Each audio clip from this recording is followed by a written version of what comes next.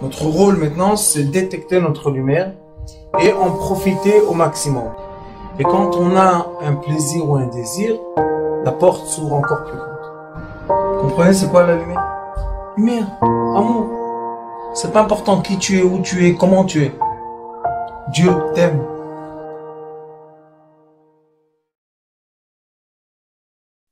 C'est quoi être en hypnose? Inconscient, grave, conscient, inconscient, on va en parler. Mais ce qui est le plus important de ce que tu as dit, c'est on fait taire. On veut faire taire. Qu'est-ce qu'on fait taire? Les bruits en trop. Quels sont les bruits en trop? Les bruits en trop sont tous les bruits qu'on a, il y en a 5, en général, qu'on ne peut pas concrétiser à ce moment-là. À quoi ça sert que moi, maintenant, je parle avec vous et je pense, qu'est-ce que fait mon fils à la maison? Qu'est-ce que ça donne? Oh, on a, écrivez, on a l'action, je veux aller, j'aimerais manger, je voudrais. Tu as parlé tout à l'heure, Nicole, des membres intérieurs, ça c'est l'action. On a la parole, j'aimerais dire, je pense, je voulais, je lui dirais, il m'a dit, il m'a pas dit. J'ai la pensée, je réfléchis à ce que le Rav dit, mais je suis des fois présent, des fois absent. Et tout à l'heure, ce qui s'est passé, c'est que Lisette a entendu un mot de ce que j'ai dit, toi, tu as entendu un autre, mais dans la même phrase. Donc, pour elle, c'était clair. Pour toi, c'était… Qu'est-ce qu'il a dit? Pourquoi? Parce que tu étais absent. Oui, on a raté un battement. C'est quoi le raté? Ça veut dire que ma pensée a pris le dessus à un moment. Mais on est d'accord que si j'ai pris le dessus à un moment, je n'ai pas vécu le moment. On ne peut pas guérir une personne si on est absent. Imaginez-vous le dentiste absent.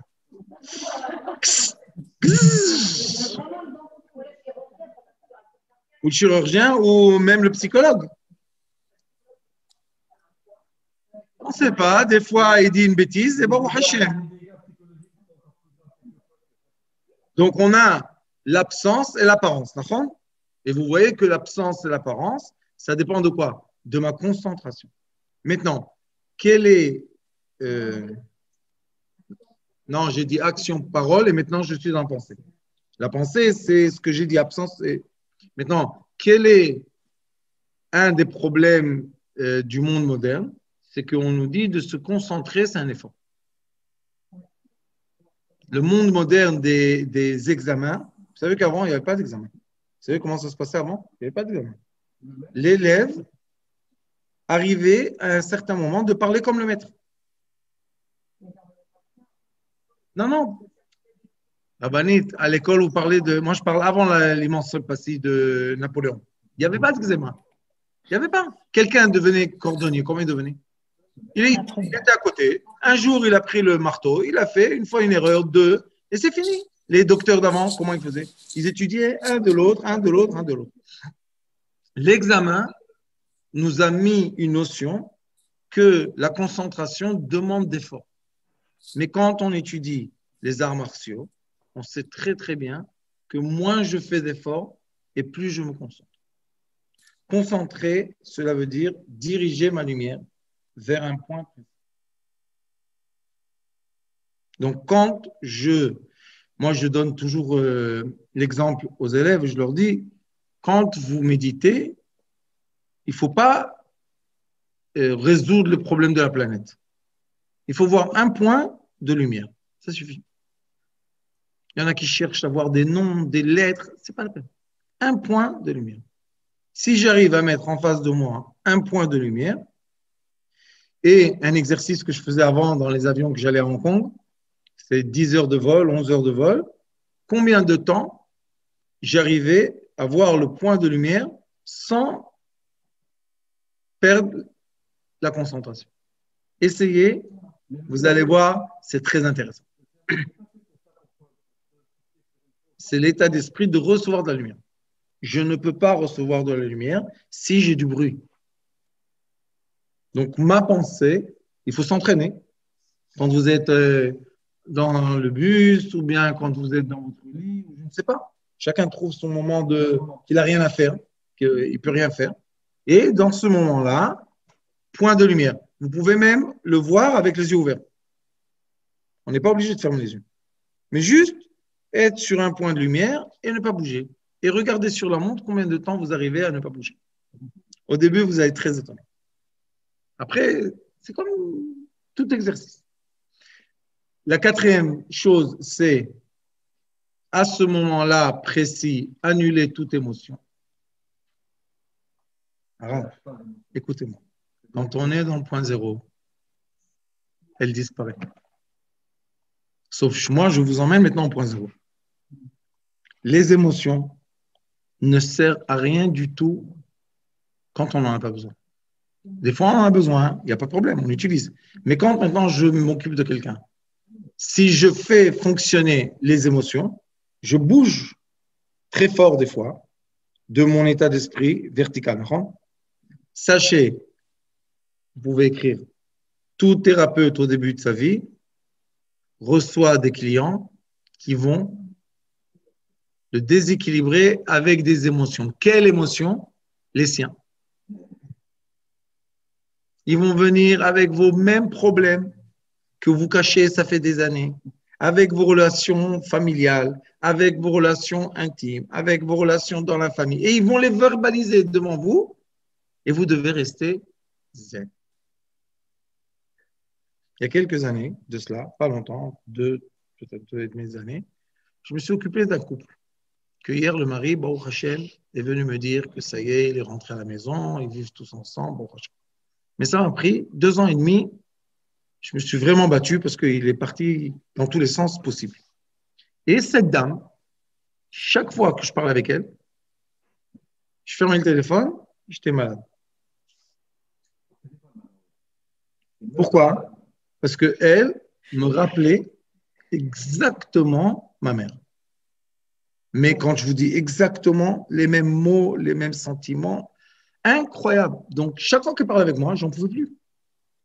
Et je me disais, bon, je vais continuer. Un jour, je lui ai dit, écoute, je ne suis plus possible, je ne suis pas capable. Elle me dit, alors quoi? Avec qui je vais parler? Je lui ai dit, je ne sais pas. Mais pas moi. Elle me dit, mais Rav, c'est toi qui t'occupes de nous. Je lui ai dit, je ne sais pas. Le jour que je vais m'arranger, vous allez revenir. Il est revenu hier soir. Le mari m'a dit, merci, je suis retourné chez moi à la maison, on a refait la famille, merci mon Dieu. Une histoire que tout le monde lui a dit, c'est pas possible, il va se divorcer de toi, il va te jeter, il va te... N'importe quoi. Mais je vous dis qu'il y a des fois des cas, qu'à mon avis, c'est n'importe quoi de se battre avec, qu'on voit qui nous bouscule complètement. Excuse me, prenez votre argent, continuez. Pourquoi? Ça ne sert à rien d'être bousculé. Ça nous déséquilibre, ça nous met en question. Et on peut plus. Et des fois, il y a une personne qui vient comme ça, un enfant qui vient. Il y a des enfants qui vont raconter des histoires difficiles, mais on peut les digérer. Il y a un enfant qui va raconter une petite phrase qui est exactement le nounours qu'on vous a pris quand vous avez 9 ans. Impossible. Donc, les sentiments, on est obligé de les canaliser dans le point zéro. À ce moment, et je vous dis chaque fois la même chose, à ce moment que je fais la thérapie, je dois canaliser. Après, je suis un être humain. Chacun doit vivre sa vie. Et la 5e chose, aucun souvenir. 0 souvenir. Pourquoi? Dr Greenberg peut le dire mieux que moi. Mais chaque fois que je me souviens de quelque chose, je l'imprime. J'explique. Non, mes souvenirs. Chaque fois que quelqu'un va me dire, par exemple, tu sais, j'ai vu mon père voler dans un magasin. Si toi, tu as un souvenir que celui qui vole dans un magasin doit aller en prison, tu vas l'envoyer en prison. Sans que tu fasses rien du tout. Parce que le souvenir imprime et c'est toi qui crée l'empreinte. Et si tu veux que quelqu'un guérit, tu n'as pas le droit de mettre aucune empreinte sur lui. C'est difficile ce que je vous dis. 0, 0. Mais c'est quoi un jugement? C'est un souvenir. Dire, Celui qui a fait ça doit recevoir ça. Celui qui a fait ça doit recevoir ça. Mais ce n'est pas vrai. Oui, oui, oui. Parce qu'on dit, ah, toi, tu as fait ça et ça. Et si je l'ai vécu par mon père, par exemple, maintenant, la punition que je voulais donner à mon père, je vais la donner au patient. Interdit. Interdit. Thérapie lumière 0,0 de 0. Alors, si ça nous déclenche. Par exemple, maintenant, il y a des gens qui disent que ceux qui sont sans masque ou sans piqûre, ils sont dangereux à la population. Et on te le dit, on te le redit, on te le redit, on te le redit, on te le redit. Et un patient vient sans masque. Qu'est-ce que tu dis? Je rigole pas. Exact. Mais peut-être que lui, il a le passeport vert, il ne te l'a pas montré. Je ne sais pas. Non, il ne faut rien faire.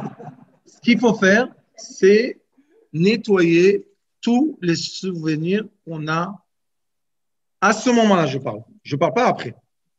Et quand je permets d'être sans souvenir, c'est comme une table blanche. On peut tout dessiner dessus. Mais si déjà tout est barbouillé de plein de couleurs, essayez de faire un dessin impossible. Et la personne qui est en face de nous, si elle est venue voir un thérapeute, ça veut dire qu'elle veut recréer un commencement de son image. Si je l'ai jugé, encapsulé, impossible.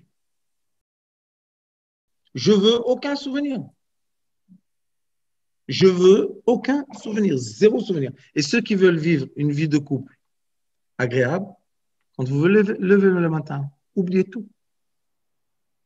C'est une nouvelle journée, plein de cinquième dimension que personne de nous sait qu'est-ce qui va se passer. Personne ne sait qu'est-ce qui va se passer aujourd'hui. Personne ne savait comment on va être assis. Malgré qu'on pense qu'on savait qu'on allait venir ici, mais il y en a qui voulaient venir qui ne sont pas là. Donc, n'importe quoi.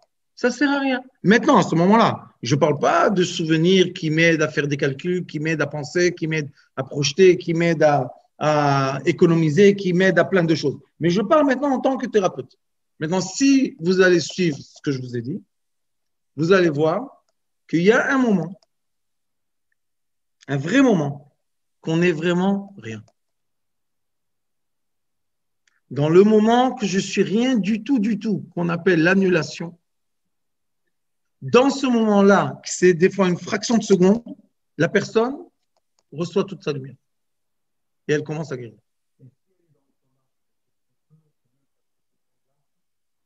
Grave. Moi, j'ai réveillé beaucoup de gens du coma, Gilad est témoin, à distance. À distance. Ils étaient en Amérique, en France, en Canada, je ne sais pas où. Je les réveille du coma, je dis à Gilad, voilà, à cette heure-ci, il se réveille. Réveiller, il a raison. Réveiller les gens du coma, c'est que moi, je suis dans l'annulation totale que je vous ai dit. Et dans cette fraction de moment, c'est parce qu'on ne peut pas vraiment tenir ça longtemps. Vous savez, je rappelle son nom. Le prénom et le prénom de la mère de la personne, je le rappelle à ce moment.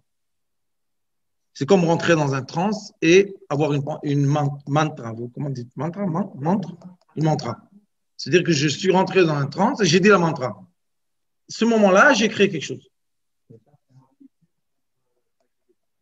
Si tu dois avoir quelque chose qui te connecte à lui. Une photo, prénom de la mère, même des points.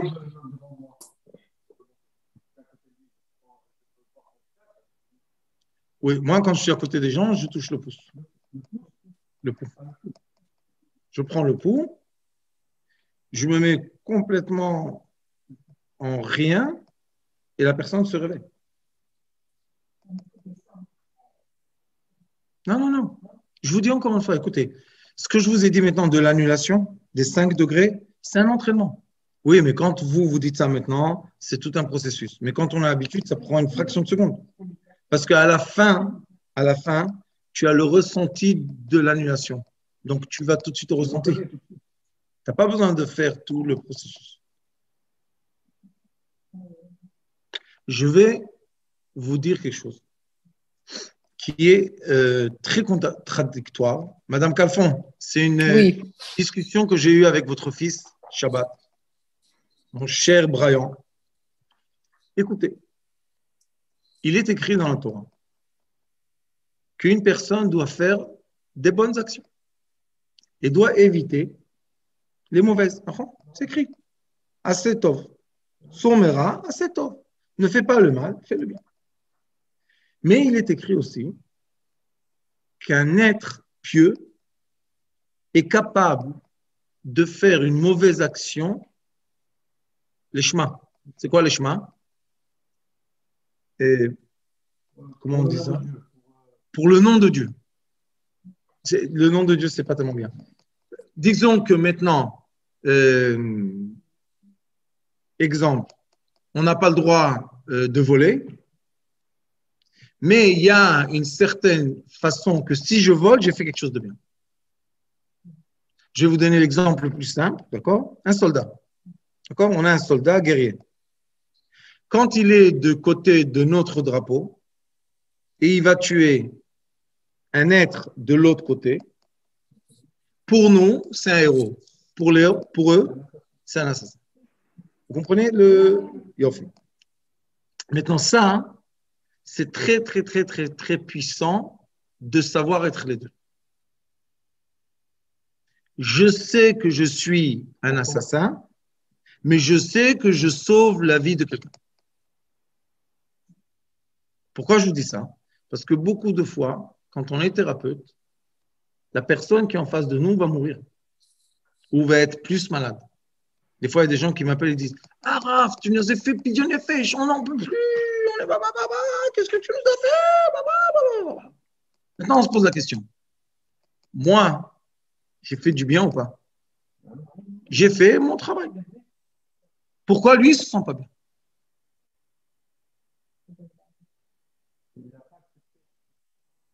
Je vous dis encore une fois, moi, j'ai fait du bien, d'après ce que je sais faire du bien, et lui, il a eu une réaction contraire au bien. Comment on vit ça? Comme j'ai posé la question, ma femme plutôt a posé la question au docteur du cœur, j'étais polymate. Et malheureusement, ils arrivent des fois, c'est un sachet.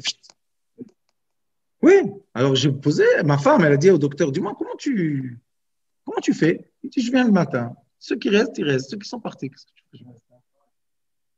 J'ai dit, mais au début, je me battais sur chacun. Il me dit, mais après, qu'est-ce que je peux faire? Qu'est-ce que je peux faire? Ça, Rav, c'est Avera Lishma. Je fais le mal pour le bien. Tu as compris? Mais c'est une grandeur d'âme. Des fois, quand on guérit des gens et surtout quand on doit toucher des choses dans leur âme, des fois, ça a l'air d'être qu'on fait quelque chose qui n'est pas approprié, mais à la fin, on a guéri la personne.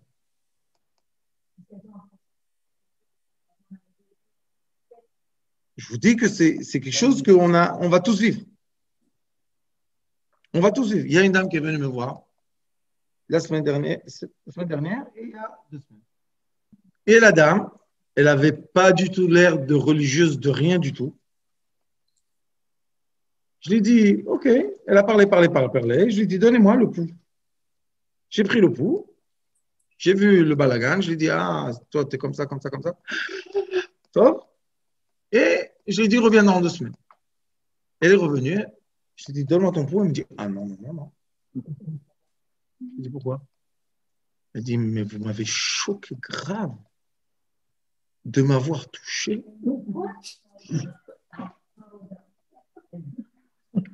Je te regardais, je lui ai dit, ça va, tout va bien? Je sais que j'ai une femme attirante. Ne rigolez pas, vous êtes thérapeute. Vous êtes thérapeute, vous allez avaler travers beaucoup de grenouilles. Non, c'est typique. J'ai appelé Lina. J'espère qu'elle ne comprenait pas le français, mais j'ai parlé comme ça. J'ai dit, Lina, et elle va t'appeler, tu dis oui, non, il n'est pas là, il va revenir, il va partir. qu'elle s'en aille. Qu'est-ce qu'il y a? Moi, je suis venu m'occuper d'elle. Elle est venue prendre quoi? Elle est veuve. Faites attention. Faites attention. Il y a des clients qui se font des films et des rêves dans la tête et vous êtes les cobayes de ça. Vous allez être les victimes. Monsieur fait du coach, il a connu ça, je suis sûr, des dizaines de fois sûr. Il faut faire très, très, très attention. Pourquoi? Parce qu'on peut faire du bien et des fois on va faire du mal pour faire du bien. Et préparez-vous à ça. Des fois, on fait du mal pour faire du bien. Des fois, je prends les gens, je sais que je leur fais mal. Mais je sais que j'ai ouvert. Aïe! Je leur dis, qu'est-ce que tu cries? Il ne faut pas crier. Respire. Respire. On ouvre l'autre. Oh, c'est bien. Je dis, si j'aurais entendu le cri que tu as crié, j'aurais pu te guérir. Donc, il faut comprendre qu'il y a un positionnement du thérapeute. Pourquoi je vous dis point zéro? Parce que dans le point zéro, il n'y a ni le bien ni le mal. Je m'explique bien? Dans le point zéro, il n'y a ni bien ni mal. Moi, je fais ce qu'il faut faire. Aïe, des fois, tu vas dire qu'il a fait quelque chose d'interdit qui est permis. Et des fois, il va faire des choses permises qui emmènent à l'interdit. Et des fois, il va faire le juste milieu. Et tous sont la même chose au même moment, super positionnés. Sauf moi, en tant que thérapeute, si je me suis bien positionné dans le point zéro, à un certain moment de ma vie de thérapeute, j'aurai plus ces problèmes. Pourquoi? Parce que je suis tout le temps dans l'axe nul. Neutre. Je suis tout le temps dans l'axe neutre. Je suis dans le point qui est le début des axes. C'est le point zéro. Dans ce point-là, je suis tout et rien à la fois. Mais c'est contradictoire de dire tu es tout, tu es rien. Comment tu es tout et tu es rien? Si j'arrive à me mettre dans le silence. Quand je suis dans le silence, les ondes que je dégage sont toutes les ondes et sont aucune onde.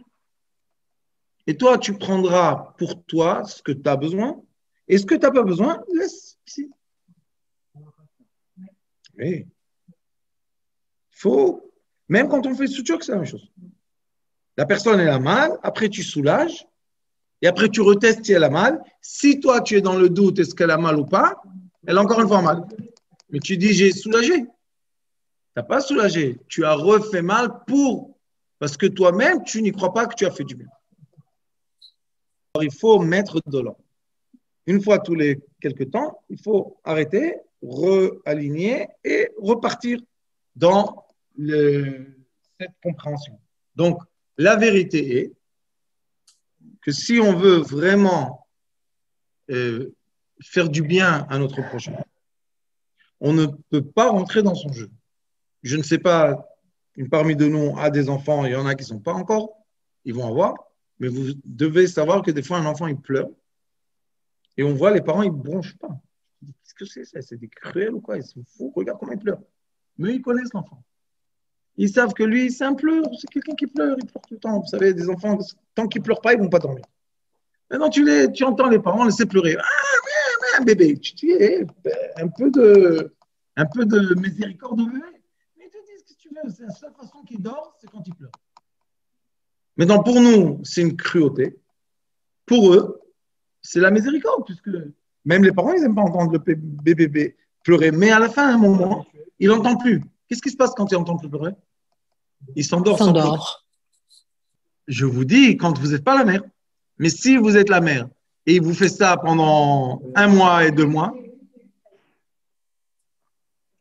moi, ma première, comme j'étais tellement, comme aujourd'hui, idiot, on ne savait même pas comment élever un enfant. Moi et ma femme, on est dans la nature, on a eu un bébé. Et on ne savait pas qu'il faut avoir une sucette, et le biberon avec l'eau. On pensait qu'il y avait seulement le lait de la mère et les maux de ventre. On ne savait pas qu'il y avait le fenouil. On ne savait rien du tout. On était à Eilat, dans une maison, 1 an. Je dormais avec ma fille sur le ventre. 1 an. 1 an. Elle pleurait, elle était tout le temps sur moi. J'avais un sac comme ça. Elle était tout sur moi. On ne savait pas. La deuxième, elle est venue. On a entendu comme ça, tu sais, il y a des biberons avec de l'eau. Et là, à la fin de cette première-là, elle avait 5 sucettes. Elle les mettait là, là. Et jusqu'on lui a pris les sucettes. Mais vous vous rappelez, les rondes là, il n'y en a plus. Qu'on mettait dedans.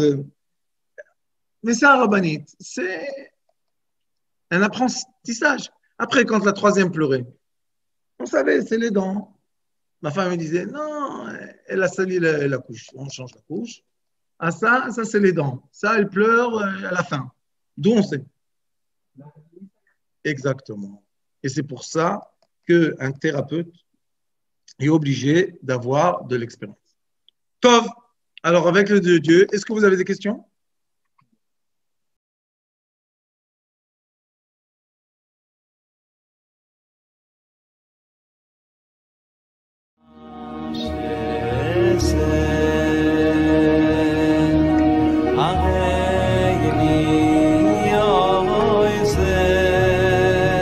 הוא היה אומר לי, בבית שלי יש מלאכים, לא רוצה לצאת מהבית.